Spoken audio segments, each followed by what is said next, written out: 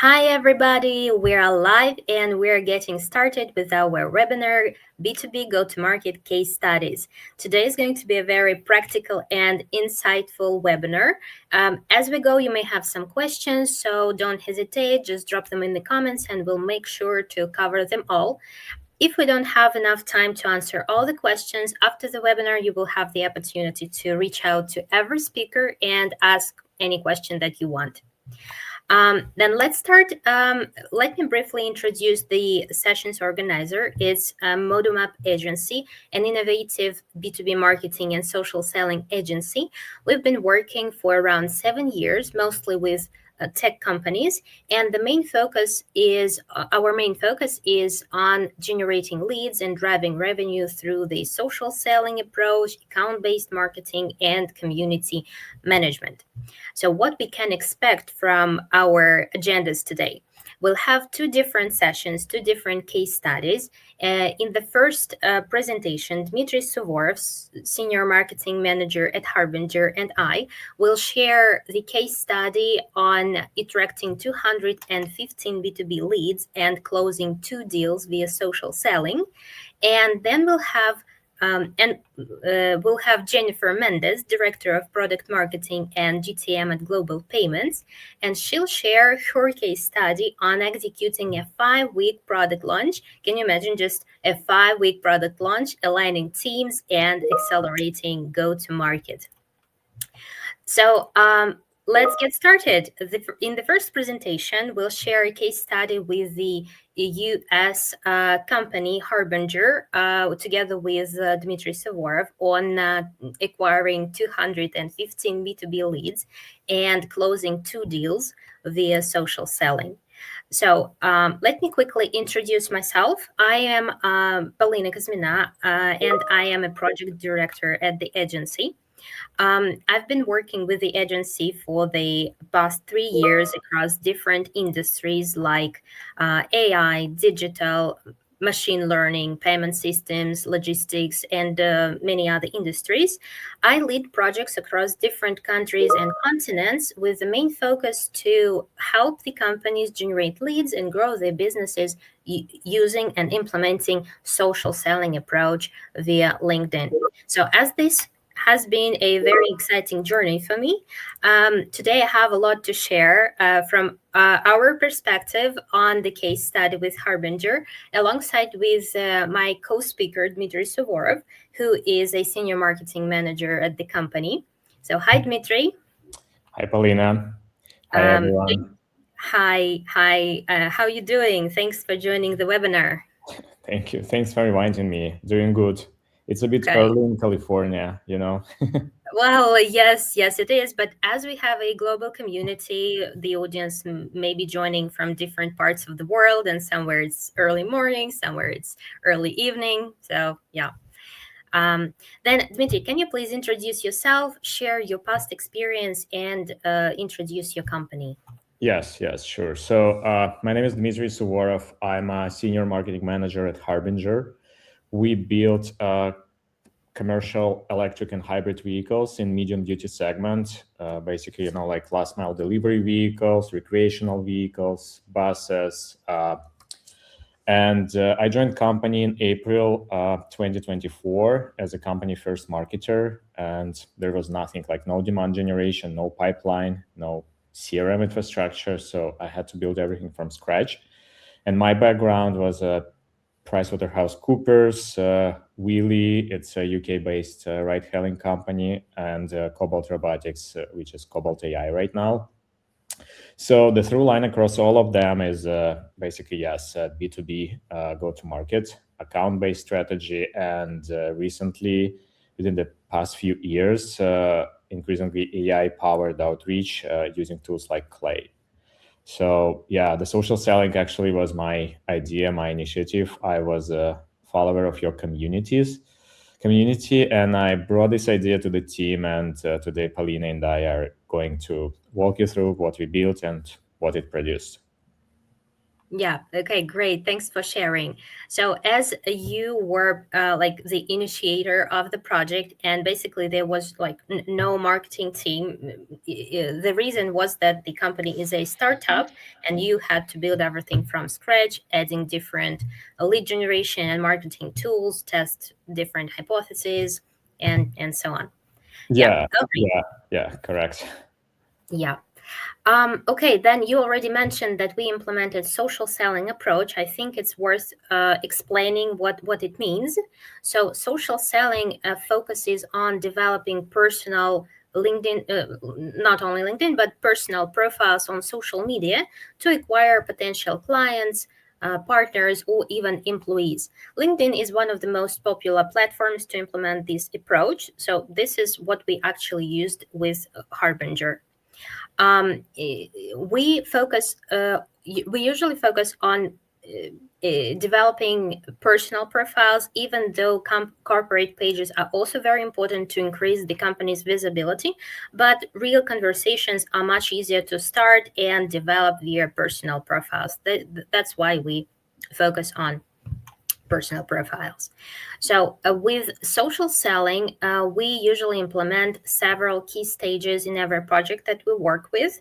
We're going to tell a bit later how it worked for Harbinger, but just to briefly introduce you, we walk through different stages. So the first one focuses on profile optimization and working on the profile's positioning, because it's very important so that the all the information and the design of the page resonates with the audience and makes your profile look trustworthy, as this is the company representative's profile.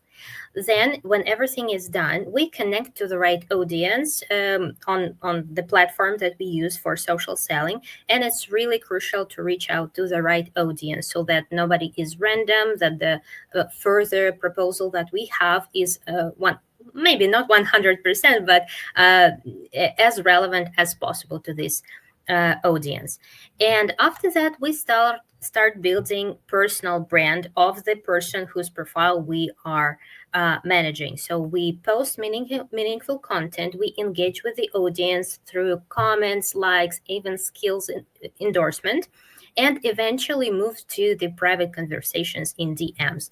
And according to our experience, this is the most effective way to generate leads and increase conversion rates, because this process basically nurtures the lead.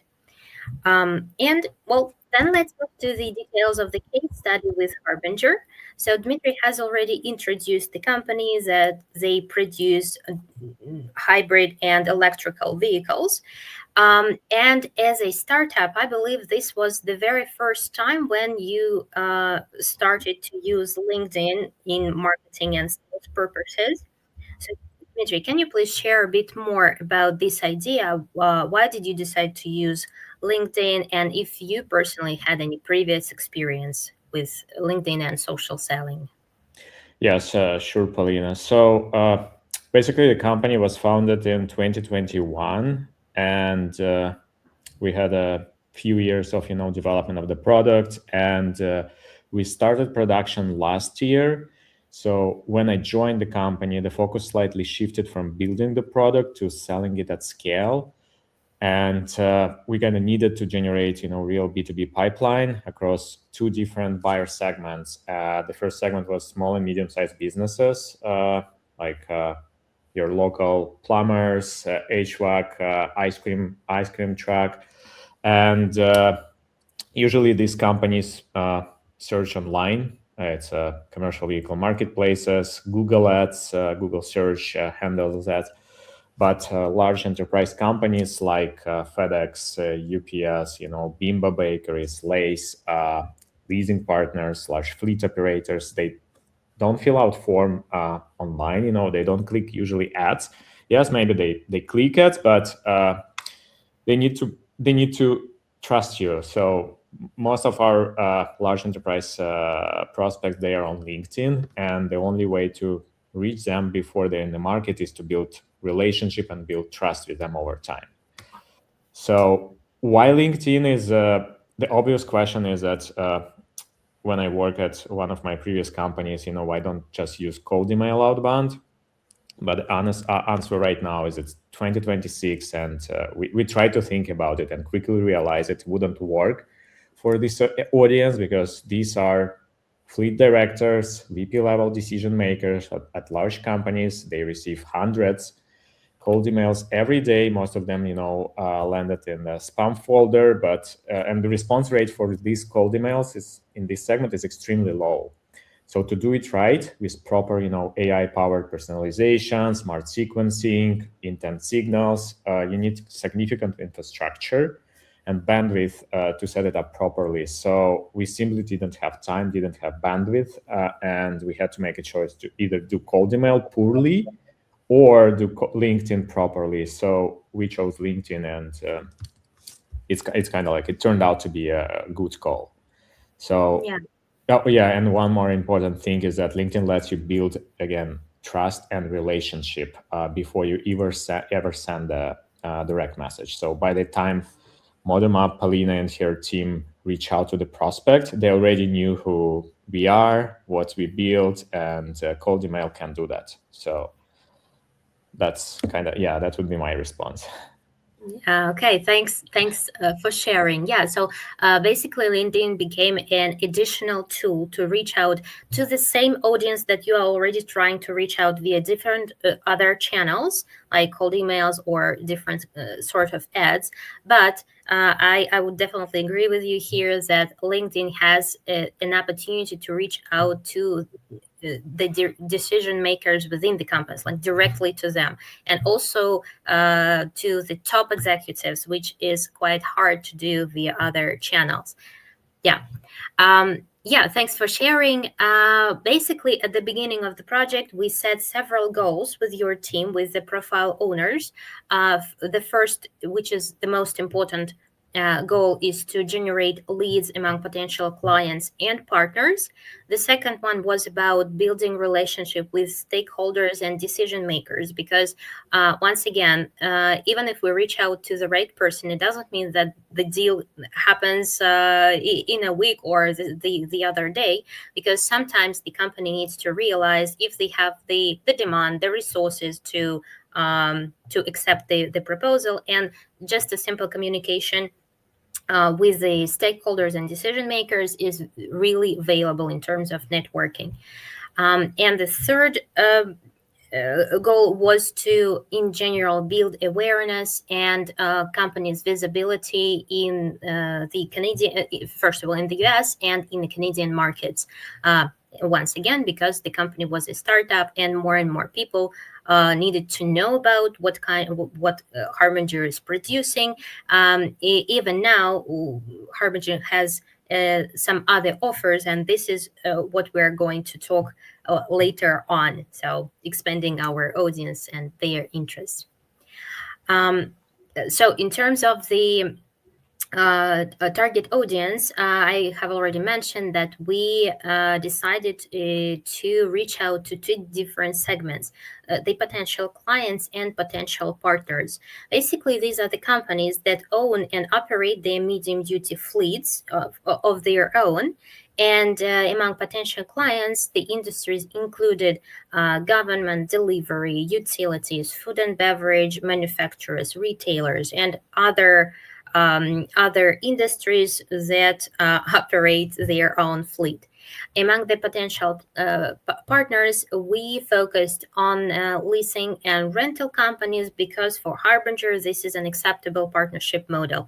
And to be honest, I would say that in all our projects, we suggest the idea to reach out to the potential partners. First of all, they are much more open to the conversation at the beginning, because the mutual benefits in the partnership agreement is really appreciated by the companies. And second of all, partners are some sort of a push to grow sales for the company. That's why the partnership channel is really important for building the company's revenue. And it's been really working with Harbinger. So the partnership offer is working. We see lots of interest as well as with the client segment. So now let's talk about what we actually did with the personal profiles on LinkedIn. First of all, I would like to thank all the profile owners. It's been 7 months since we started working all together, and we have been managing different profiles, including vice presidents and managing directors. And it's really important that the profile owners trusted us, and Harbinger in general trusted us, because when we start working, we need to get access to the profile. We need to log in, and on behalf of our profile owners, reach out to the audience and communicate with the audience on their behalf. So this is a great trust that we have, and thanks a lot for being with us for the past 7 years. Um, so what we did at the beginning is we worked on the design of the profile, optimized the profile so that they become more searchable and more relevant for Harbinger, and showcase that these are the company's representatives, that they are some sort of advocates for the company, and that they are experts in the field. So the next thing that we started to do is to build their personal brands by posting meaningful content.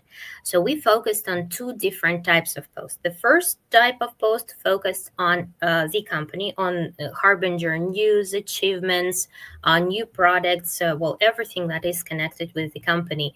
And the second type of the post was about expert insights and demonstration of market knowledge of the profile owners. This was very important to also add some sort of storytelling to share their real experience, what they had in their previous companies, or what they are doing right now with partners, clients, and so on. So basically, these are the topics that received most of the engagement and views. Here I would also say that in Harbinger, there are so many employees that have their personal LinkedIn profiles, and they are very active on LinkedIn on their own. They support all the posts about Harbinger, not only posted by the company's page, but the posts from different employees. So they are advocates. That's why posts about Harbinger news receive lots of comments, reposts, and likes, basically from the employees of the company. Also, market insights with storytelling are probably the best in terms of engagement, because we show how expert our profile owners are, and the different decision makers and just fleet managers or directors, transportation, the audience that is somehow connected with transportation, they're quite open on sharing their personal perspective on the market, and engage with the stories, because the stories really reflect their personal situations that they have in the companies. And the last thing that is also very successful in the profiles is about using real photos and videos. So this is the difference between using a corporate a page to promote the company and the personal profiles. When in the personal profile, you use the personal photos, selfies with the colleagues, personal photos of the product and how you use this product. This becomes a natural process of promoting the product without actually selling it. So that's why such posts really work. And in terms of the content results, we actually received 22 posts went viral, and the most successful posts received more than 50,000 views and 300 reactions, together comments, liking, and reposts. So these are really amazing results, especially taking into consideration one interesting fact that one of the posts was featured in the industry newsletter, and this was kind of a surprising thing for us, because we didn't ask, basically we didn't do anything to be featured in the newsletter. We didn't promote the post, we didn't reach out to the newsletter author to ask for help. But this post was considered as one of the most interesting at that moment in the field, and it was featured in the newsletter. So all the subscribers to the newsletter on LinkedIn received an email where they saw the post. Subsequently, the post received much more engagement rate, much higher engagement rate and views.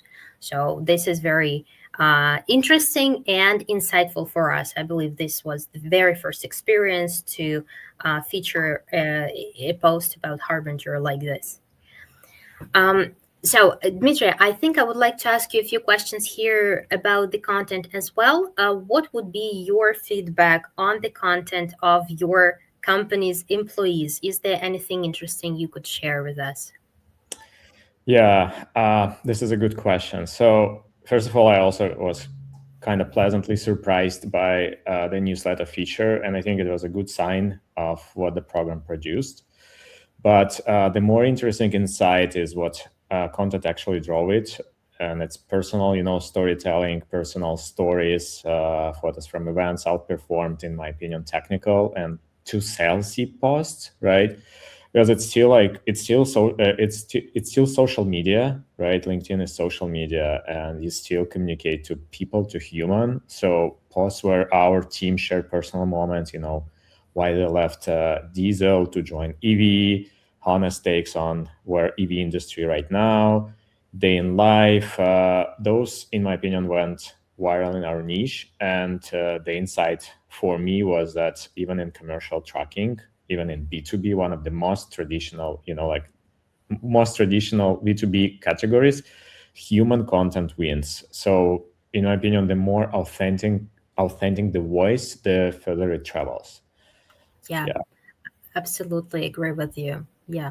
Actually, this works for every industry because LinkedIn is a social media. This is what you just highlighted. And to be honest, in the world of AI, everything becomes the same, generated photos, generated videos, generated posts, which tend to be more theoretical. But to be honest, we have Google, we have even AI to get some theoretical information, but what we lack is real practical experience and basically the real guide how everything can work and real examples how everything works. That's why human real photos and stories usually win on social media. Yeah. Okay, thanks for giving your feedback. This is very insightful to get it even from the company that you see it and you appreciate it. You understand how it works. Yeah, and one more thing, Paulina, and it actually also works for our company LinkedIn page. When we post photos with our employees, with people, the engagement is like crazy. Comparing to just technical posts, like educational posts. So yeah, people would love to see more stories from the real people, with real people. So that was my insight. Yeah. And this is a life hack for any corporate page. Once you use Yeah. just a photo, just a selfie, or just a simple video from the backstage, uh, this can receive even a higher engagement than any other types Yeah, of posts. for Yeah. sure. Yeah. All right, then let's move to the results of the project. First of all, the project has been going on for the 7 months, and we are still working together, managing different profiles. And it's very important to mention that we tested different locations and company sizes, and the highest response rate came from medium to large companies, which are best for social selling, as there are many representatives on LinkedIn who we can reach out to. And the highest response rate came from the companies registered or that are operating in the states that have stricter vehicle emission standards. And subsequently, they have many more funding programs to help companies electrify their fleets. So basically, the companies already have a demand. They want to electrify their fleets, and here where we have the offer and we come on the stage with the offer. So also, we had a strategy to reach out not only to top executives who are for sure difficult to reach out to. That's why we also were connecting to middle management positions, and they were quite willing and open to sharing contact details and just connecting us with the decision makers, especially in the Canadian market. So here is an interesting insight to compare the US and the Canadian market. Canadian market is more open to connecting with the decision makers. So, and on the whole, across different profiles, we connected to around 4,000 decision makers and even non-decision makers who are in this or that way influence the decision on electrifying the company's fleet. 158 company representatives shared their contact details or requested additional information on the portfolio, on the proposal, on the incentive programs that can be used for to purchase the vehicles. And which is more important, 57 calls and meetings were really conducted with a continuation, which is also quite important. Several demos are being scheduled right now. We know this for sure.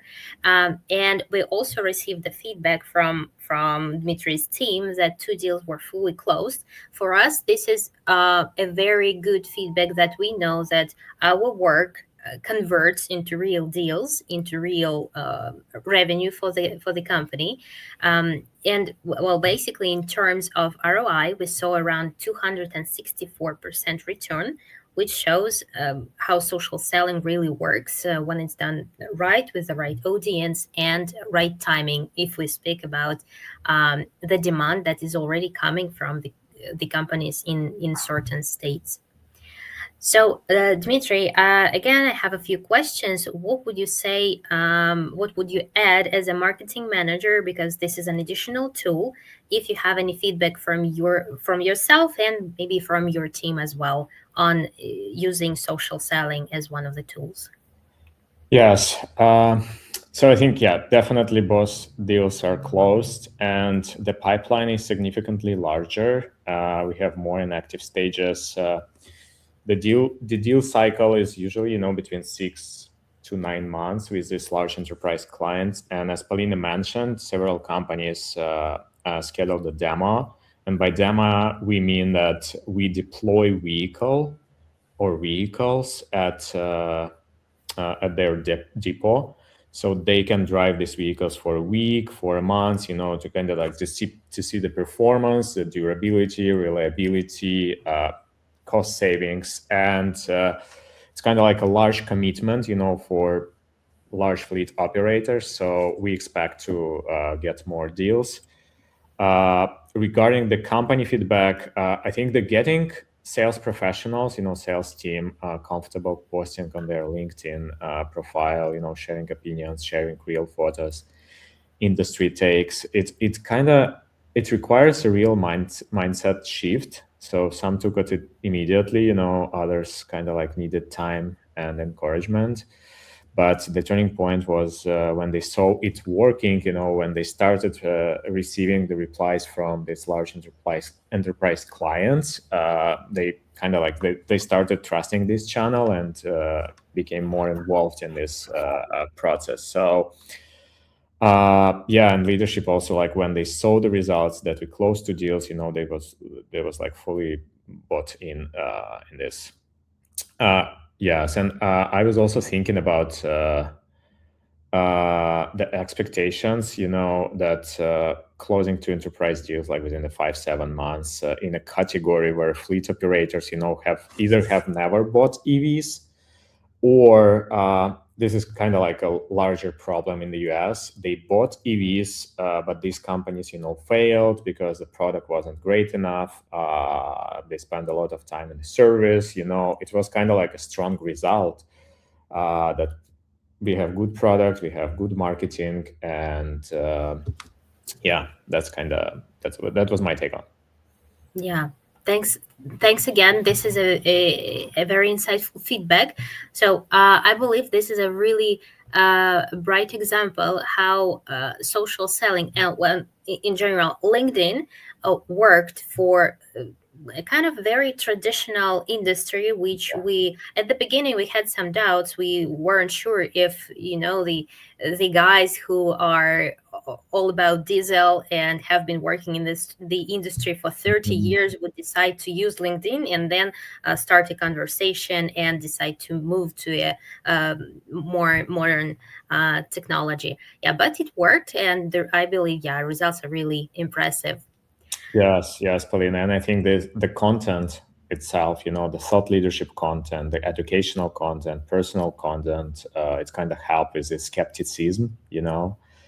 because the more you know about the product, the more you know about its benefits, feature benefits.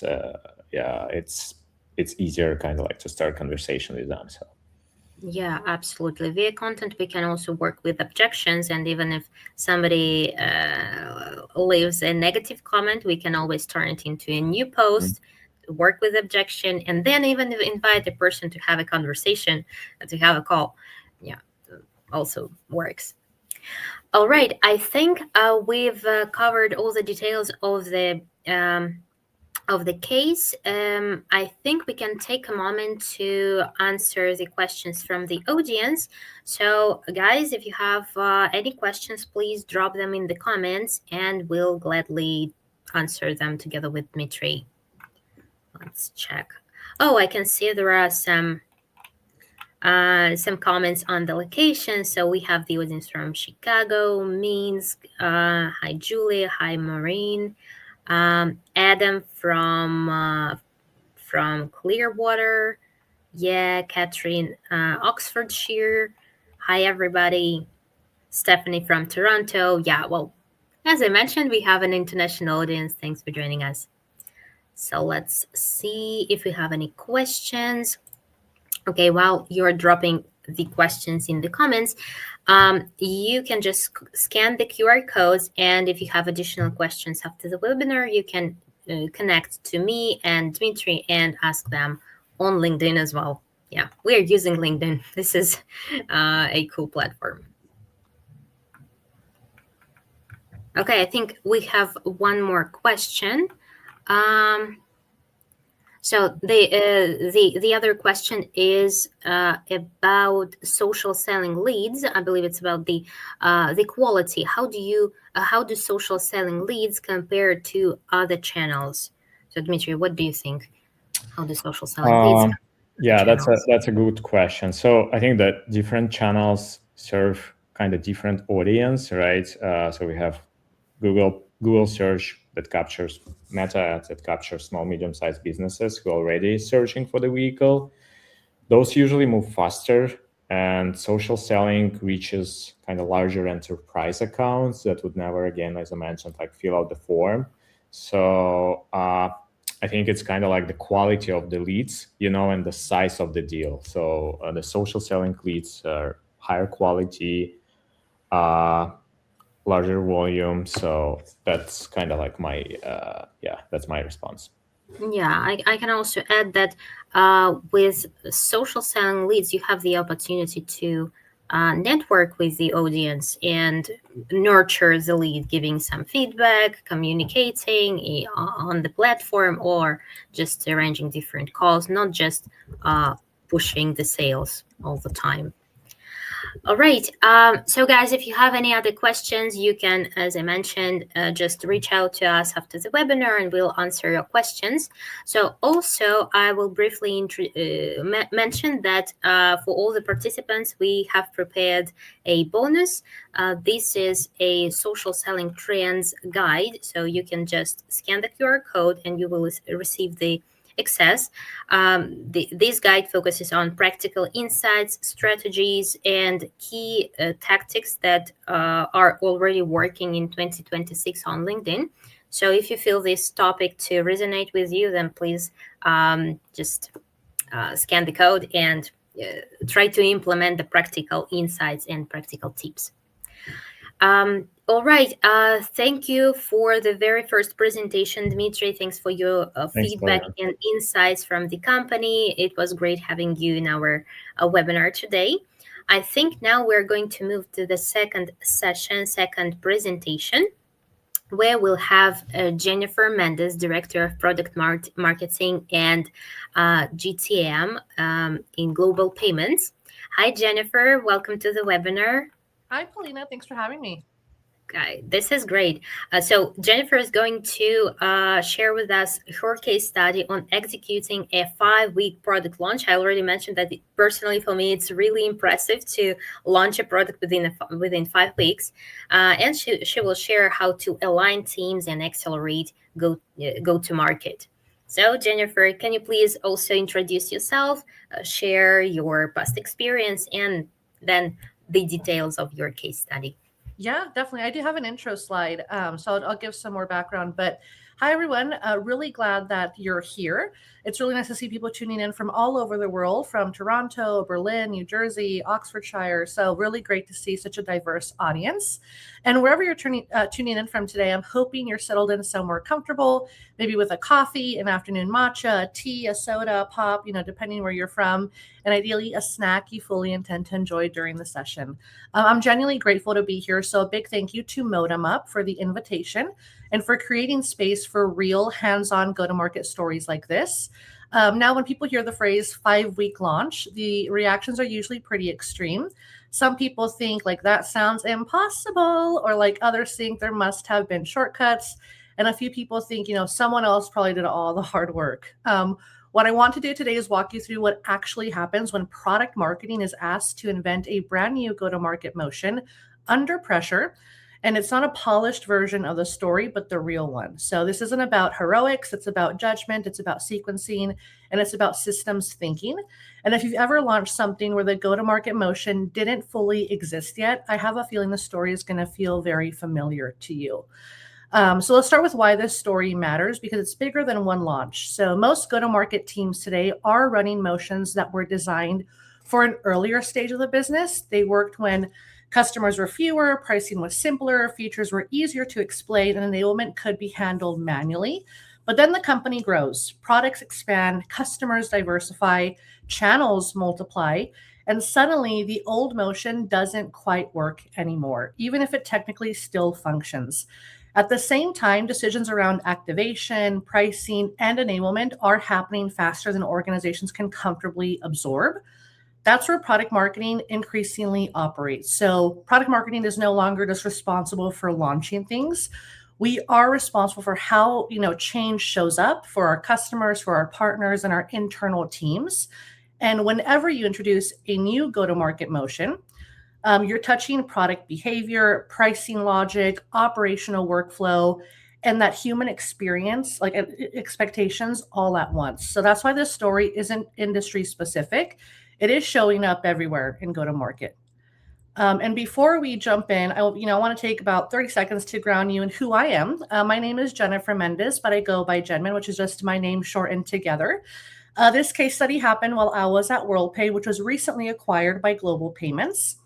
Global Payments is a global payments technology and software provider, and together we now operate as a pure-play commerce solutions company serving businesses around the world. I lead product marketing and go-to-market for the risk, security, and compliance solutions within the integrated and platform segment. In this part of the business, we actually serve 3 distinct business models. So an integrated payments and referral model, a payfac as a service model, and a registered payfacs. What that means in practice is that I don't launch products, solutions to just one audience. I actually launch to software platforms that embed payments and to the merchants that those platforms serve. So every go-to-market decision has to work twice, and it has to scale cleanly. Outside of work, I have a dog named Magnus who keeps me grounded and also, deletes a lot of my stress out of my day. And then I like shows like Schitt's Creek, The Office, Abbott Elementary, which probably explains why I enjoy watching teams navigate misalignment and eventually figure things out together. So the way I approach this work is guided by 3 core values. It's thinking like a client, acting like an owner, and winning as a team. So everything you're about to hear is rooted in those. And then here's how I'll walk you through the story. So I'll give you background on what our starting point was, and honestly, in a very honest fashion, not retroactively cleaned up. Then I'll talk about the new go-to-market motion we had to invent. We'll spend time on the stakeholder ecosystem because nothing about this worked in isolation. Then I'll walk week by week throughout those 5 weeks. And then I'm going to close with what worked, what I changed, and also the lessons that you can apply back to, taking it back to your team. So let me ground this story with an important piece of context we haven't talked about yet, and this is what kind of product this actually was. So this was a fraud prevention product. It was specifically designed to help protect merchants across an entire portfolio from fraudulent activity, the kinds of threats that don't announce themselves and don't wait for perfect enablement paths. If you've ever worked on fraud, risk, or payments products, you already know that something critical is, about this category is that fraud prevention products aren't nice to have. They do sit at the intersection of trust, money, and confidence. And when they work well, nothing dramatic happens, which is exactly the point. When they're misunderstood, inconsistently enabled, or poorly explained, the impact does show up very quickly. So while the product itself was technically ready, the organization was not yet designed to bring this category to market in this way. And historically, enablement had been manual and opt-in to the product, and protection was something that our customers had to actively turn on. Also, a free trial activation model didn't exist for this space. And then our partner and those merchant communication paths weren't built for that proactive activation. Also, pricing hadn't fully evolved alongside how risk and usage scale across a merchant base. And at the same time, leadership urgency was very, very real. So the business needed to move fast, coverage needed to scale, and whatever we put into market needed to be stable, defensible, and easy for our partners and merchants to understand. And all of that had to happen on a very fixed timeline, 5 weeks. So this wasn't just a launch problem. It was a go-to-market design problem. And so how do you introduce a fraud prevention product across a portfolio of merchants in a way that increases protection, preserves trust, respects transparency, and doesn't overwhelm the teams closest to the customer? So that tension is what set the stage for everything that followed those 5 weeks. And this is why, this became a story about inventing a new go-to-market motion, not just shipping a product. So this launch stood out for a couple of reasons. We were introducing a new go-to-market motion, proactively enabling a product for our customers. We were also changing pricing from flat fee to usage-based, value-aligned pricing. And then we also serve 2 distinct external audiences, so those software partners and the merchants who use that software. Each had different incentives, risk tolerances, and information needs. And then finally, that operational coordination required was very extensive. Teams that don't normally launch together had to move in the same pace. And that's when, this stopped being about launching mechanics and became about system design overall. And so this is the moment in the story where everything starts to feel a bit different. This new go-to-market motion we introduced was auto enablement. And I want to pause here because this is not a small shift. This is one of those decisions that quietly changes how customers experience your business overnight. So auto enablement, meant a few very specific things. First, the product was turned on proactively. Customers didn't have to ask for it, to discover it on their own, or navigate an opt-in flow. It was simply there, ready to use. Second, customers entered a defined free trial. So this wasn't vague or open-ended. It had clear boundaries, clear timing, and clear expectations. And then third, opt-out paths were very explicit. They weren't buried. They weren't hard to find. We were very intentional about clarity here because trust matters, especially when you're changing how something shows up for your customers. And finally, this is, the most important part. Education led everything. You heard Dimitri earlier that, education was a core piece of how they were able to gather those really great leads and those deals that they signed. We didn't treat education as a follow-up. We didn't treat it as a safety net. Education was the go-to-market strategy. And so why did that really matter? Because auto enablement dramatically accelerates time to value, customers don't have to figure out what to turn on. They can experience that value immediately. And it also creates consistency. So instead of relying on manual enablement paths that vary by team, by partner, or by how well something is explained, auto enablement ensures that customers start from the same place. And this is critical. Auto enablement also introduces that visible change. So customers notice when something is there and when something wasn't there before. Partners notice when behavior shifts. Internal teams notice when questions come in faster and earlier. And so that visible change is very powerful, and it's also fragile. That's why auto enablement can't be handled casually. It has to be handled with a lot of intention, a lot of empathy, and a lot of coordination. And so when customers don't understand why something is enabled, even if it's beneficial, right? Like it truly helps their business, confusion replaces trust very quickly. So this is where product marketing does play a very pivotal role. Our job wasn't just to explain what was enabled, it was to make sure that the experience felt intentional as well. That the customers understood the value and that partners felt confident standing behind it. And then that internal teams weren't left interpreting change in real time. And also auto enablement isn't just, a flip, like a switch of a flip. It is a promise, and product marketers, really help make sure that that promise is kept. So at the same time, we were introducing a new go-to-market motion. Pricing was evolving. And I want to spend a little time here because pricing changes are rarely just pricing changes. They are perception changes. So flat fee pricing is comfortable, it's familiar, it's predictable, it's easy to explain internally. And for a long time, flat fees worked really well in B2B SaaS, especially when products were simple and usage patterns were fairly uniform and value was easier to bundle. But as products become more powerful, more configurable, and more embedded in how customers operate, that flat fee pricing does start to break down. And so usage-based pricing does reflect reality. It acknowledges that customers don't get all value the same way or at the same scale. It aligns cost to actual activity. It grows with the customer instead of forcing them into arbitrary tiers. And that's why usage-based pricing has become increasingly popular across B2B SaaS, especially in infrastructure, platforms, payments, and like data-driven products. But here's the part like people often underestimate. So usage-based pricing reframes the value conversation. You're no longer just selling access, you're selling outcomes, activity, and a participation in a system. So that does require a different level of clarity and trust. Customers ask more questions. They want to understand how things work. They want predictability and transparency. They want confidence that pricing reflects value and not surprise. So this means pricing decisions don't live in isolation. They influence how customers perceive the product and how partners talk about it, how support handles questions, and how much trust customers place in the company behind it. And so for product marketing, this is where our role becomes especially important.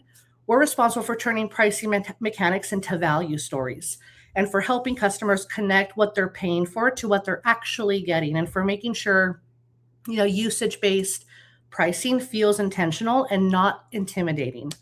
So in this launch, pricing wasn't just a line item. It was part of the overall experience we were designing, and how we handled that really mattered just as much as what we actually launched.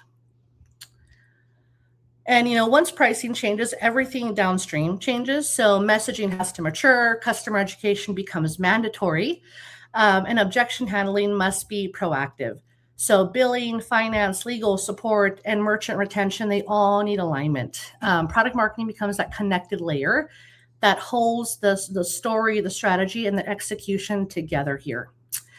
And this initiative, involved nearly every function within WorldPay for platforms, and I don't say that lightly. Partner leadership was thinking about how this would affect trust with their software partners and how confidently those partners could explain the change downstream. Merchant teams were thinking about what this would feel like for the end customers, the moment they noticed something new was live. The billing team needed everything to be precise and predictable. Finance was modeling the impact and making sure the economics made sense long term. Our legal team was focused on clarity, on consent, and making sure our communications were buttoned up. And then product was thinking about readiness, the activation behavior, and also some edge cases. And then pricing, they were focused on aligning value with usage in a way that would scale. And then our executive leadership team, they needed confidence that this would introduce confusion or risk. Corporate communications, they needed to ensure that consistency, and how this was talked about internally and externally. And then our support and retention teams needed to be ready for real conversations the very first day, not after things settled. And then our change assurance forum is just they call it CAF, just a bunch of different stakeholders that you run things by whenever you're launching a new product, policy, process. They need to make sure that everything is truly, nothing's gonna be slipped through the cracks there. So the important part, like none of these teams were extra, none of them were optional. Each one controlled a different moment of the customer experience, a different touch point, a different interpretation of what we were doing and why. And so product marketing's role wasn't just messaging, it was truly orchestration. And we had to think like a client, how would this feel end to end? We had to act like an owner, ask ourselves who needs to be ready and by when. And then, winning as a team, because this only works if everyone moves together. And when I go to market, motion touches activation, it touches pricing, customer behavior all at once. Alignment isn't a nice to have, it's actually the work.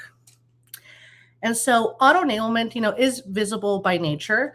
There's no quiet rollout, no soft exposure. Customers notice change immediately. And that visibility is what made this initiative require every function to be ready at the same time. So if one team isn't ready, customers can feel that. If messaging isn't consistent, that trust erodes, even if the product works perfectly. If internal confidence wavers, questions escalate quickly, and then suddenly frontline teams are trying to interpret decisions instead of explaining them. So every function we involved controlled a different moment of the customer experience and how something was explained, how it showed up operationally, how it was supported, how concerns were handled. And so this is where product marketing's role changes. And this wasn't about, broadcasting information. It was about sequencing it. Who needed to understand what and in what order.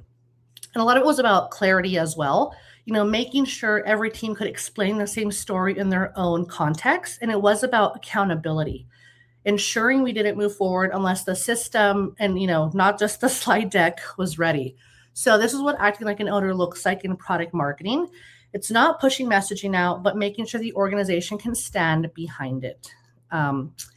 And then once we understood the scope and we had to impose structure, that it all had to happen very fast.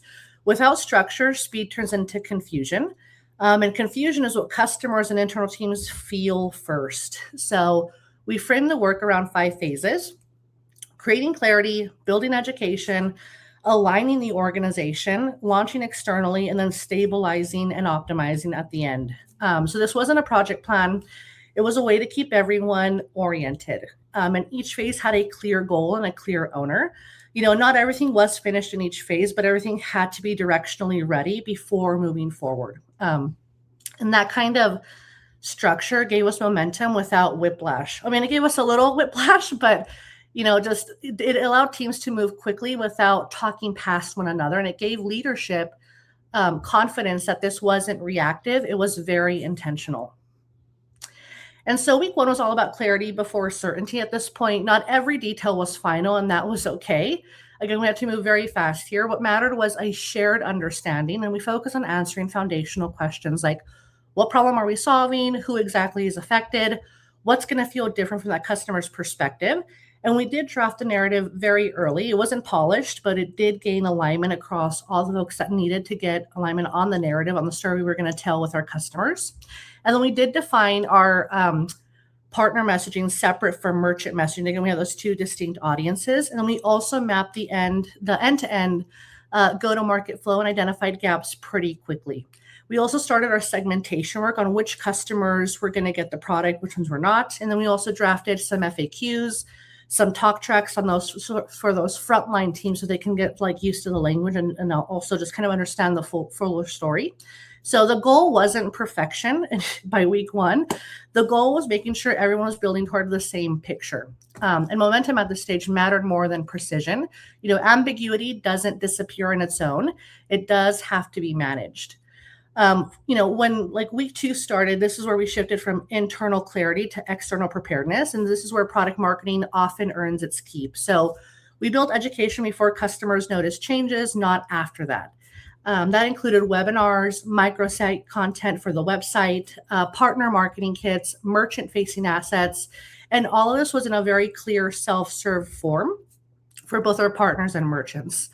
We also spent real time on objection handling frameworks. And then, not because we expected a lot of pushback everywhere, but because unanswered questions do create uncertainty. And then our opt-out journeys were designed intentionally and not buried.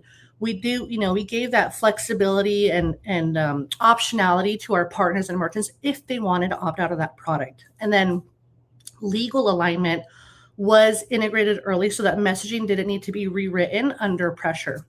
And then education really transformed this launch from something people reacted to into something they actually understood. And understanding, dramatically reduces friction. Around week 3, this was about, making sure the organization could confidently support what we were putting into the world. And this is where win as a team stops being a value statement and starts being operational. So we delivered role-based internal training and not a one deck for all for everyone. I was very intentional about that piece because all of the teams that help support our partners and merchants do serve different functions and also needed to know different pieces within this launch. And then, things around billing and technical readiness were confirmed and pressure tested around week 3. Our corporate communications, also synced timing and tone of what we needed to communicate outwards externally. And then our leadership team, we had a lot of check-ins with them just to ensure alignment and surfaced concerns early on. And then, the goal was simple. Like by the time customers noticed anything new, internal teams already felt ready. So that confidence internally shows up as calm externally. And then week 4 was when everything went live. So our partner webinars, merchant webinars, everything was delivered with an education first approach. Also the partner bulletin and merchant communications went out with consistent framing. And at this stage, we monitored very closely, where were questions coming from? What language landed well? What needed clarification? That strong preparation doesn't usually look flashy at launch. It did look quiet, steady, and controlled, but that's what we were actually aiming for. And then the final week, so week 5 was about listening and refining. So we processed real questions from partners and merchants. We were updating our documentation internally, those FAQs, those scripts for the call center. We captured a lot of feedback from the support and the retention team, and we identified some workflow friction and tried to address it very quickly. Most importantly, we documented this go-to-market motion, not just what we launched, but how we launched it. A launch isn't complete when it's announced. In my opinion, it's complete when the organization can run it confidently and repeatedly. So that's how one-off launches can really turn into systems. And part of acting like an owner is reflecting honestly. So what worked really well was the clarity early on, even when information was incomplete. Education as a first principle, not a safety net. Again, education was so critical in making sure our customers knew the benefit of what we were turning on for them. And then gaining very early alignment from that week 1 with legal, with pricing, with billing, with support, and also doing role-based enablement for those frontline teams was super helpful.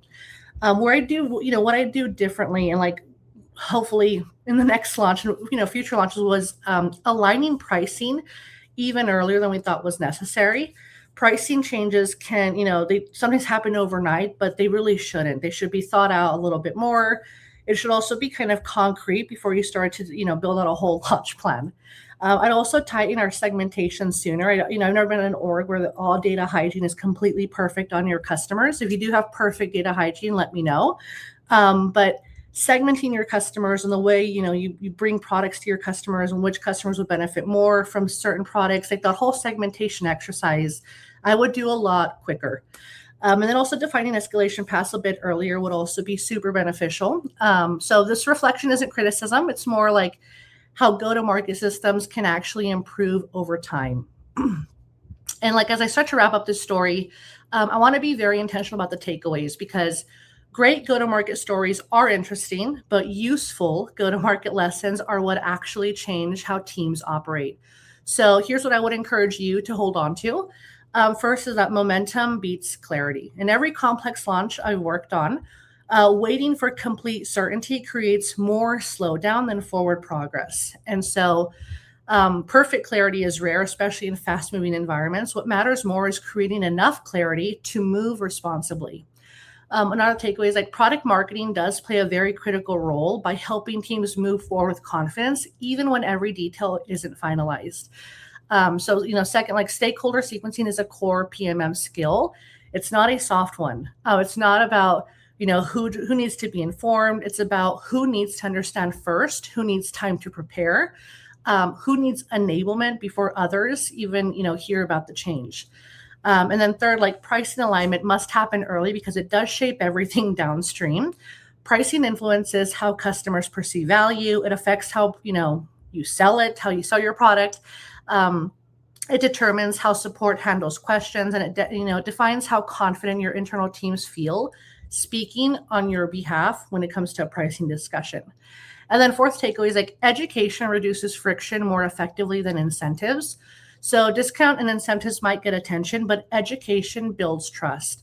When customers understand what's happening, why it's happening, how it benefits them, that change feels intentional instead of disruptive. And finally, product marketers, their real leverage comes from designing repeatable go-to-market systems, not individual launches, because anyone can launch something once. The real value is building motions that can be reused, adapted, and scaled over time. And every complex launch is an opportunity to improve the system, not just deliver the outcome. So last slide here is like, I want you to leave with a few thoughts. Like the best launches don't just ship products or solutions, right? They quietly and sometimes profoundly change how organizations go to market. So they change how teams think about customers. They change how decisions get made. They change what good looks like moving forward. And what we're really, doing in product marketing isn't pushing features out the door. We are shaping how values get delivered, understood, and trusted at scale. And that's not easy work because modern go-to-market is very complex. Customers are savvy. Our partners expect clarity. Internal teams are stretched thin. Change is happening fast, very fast, and most systems were designed to handle. And this is where product marketing has a very unique opportunity. So when product marketing thinks like a client, like what does this feel like on the other side? What questions would I have? What would make this easier to understand? That mindset alone prevents a surprising number of problems before they ever surface. And when product marketers act like owners, we stop waiting for perfect conditions. We stop assuming someone else will sort out the hard parts. We step into that ambiguity and we say like, it's on to us and like on to myself to make this make sense for everyone. So ownership isn't about control, it's about accountability. And then when PMMs really commit to winning as a team, we recognize that no meaningful launch happens in isolation, not with product, not with pricing, not with legal, billing, support, sales. Winning as a team really means investing in alignment, even when it feels slower up front, because it's always faster in the long run. Trust me. And here's the opportunity that I want you to take with you is like product marketing is uniquely positioned to turn moments of pressure into moments of progress. So to take like, we need to move fast and turn it into, we need to move thoughtfully, to take complexity and to turn it into clarity, and to take one hard launch and to turn it into a better way of going to market permanently. Like that's the work. So if you're in, product marketing, go to market, product, revenue leadership, it's also the opportunity that we have. So with that, that's all I have. Thank you all for being here and for sticking with me throughout the whole story. I'd love to, hear from you. What questions are coming up? Paulina, where did this resonate? So yeah. Yeah, thank you, Jennifer. That was a great presentation, great case study. I highlighted again that a 5-week product launch is super impressive, especially how you structured the launch and how you communicated to the team, to the clients. And I believe we have a few questions from the audience. Let's take a look. So the question from Narald Nan. Changing the business model might have caused some friction. How did you persuade buyers to accept a use revenue model? What is your advice communicating value-based approaches internally and to customers?